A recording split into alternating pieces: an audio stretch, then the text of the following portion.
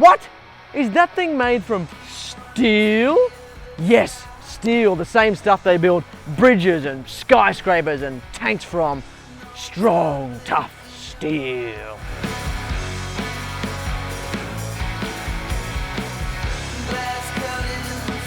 You can keep your fragile as a high school self-esteem carbon fiber cracks like an eggshell bike. I don't want anything to do with it. I want to ride something that's been dug out of the ground and melted with fire and welded together by a bearded Englishman. Yes, no doubt this bike is a real anomaly in today's mountain biking landscape. So what does a completely steel framed, single pivot, dual suspension bike like this have to offer in today's modern era when everything seems to have a motor on it or be made from carbon fiber?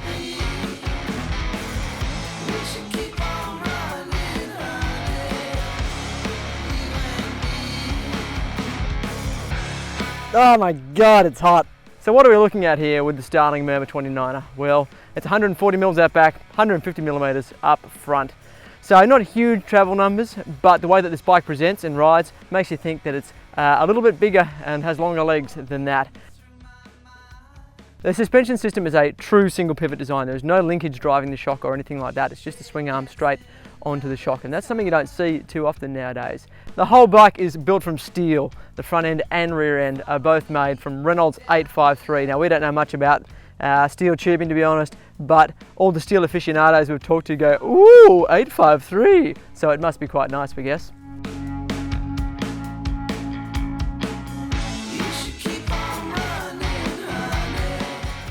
Well, that was a cracking day out. We haven't spent enough time on this bike to give you a full and comprehensive review, but we have done enough riding to definitely get a clear idea of what the Starling Murmur is all about. In Australia, the bikes are coming in through Mountain Bikes Direct.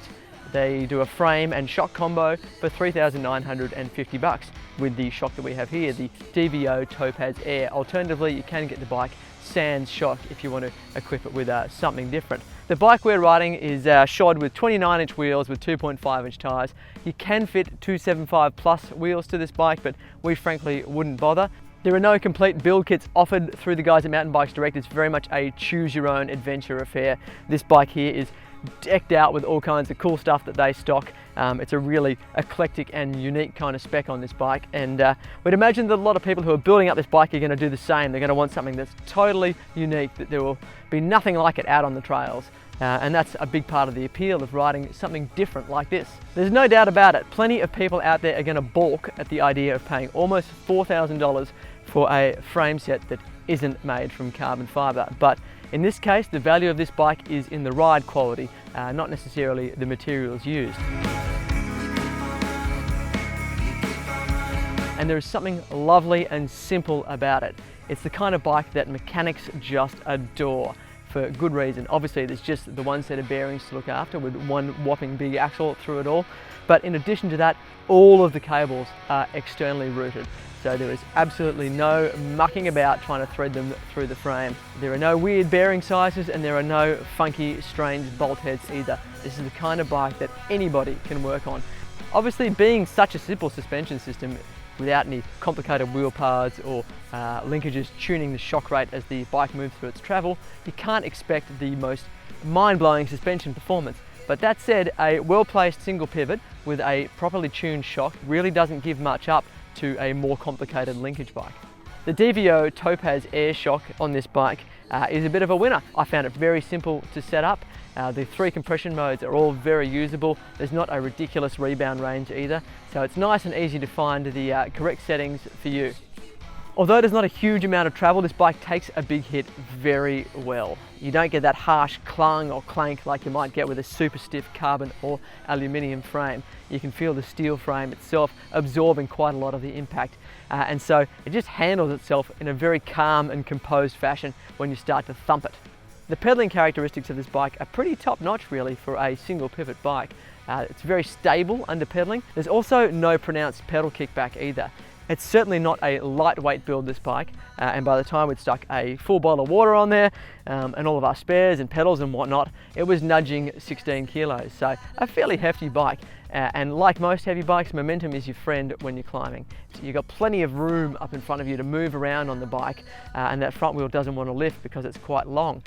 In the tighter twisty climbs, it did suffer a little bit, as you'd expect for a bike with quite a long wheelbase. Now it's time for one little whinge.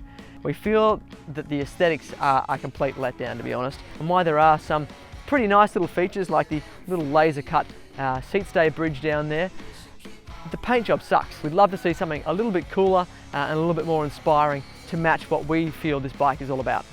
If you take a look at the slender chain stays and seat stays on this bike, it's pretty clear that it's not going to be the stiffest bike in the world.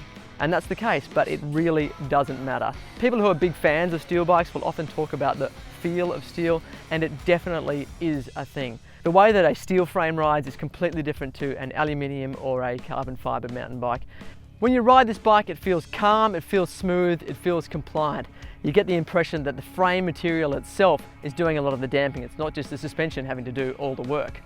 That slight flex, that feeling of grip, of compliance, of damping that the frame gives you is an inherent part of the confidence of this bike.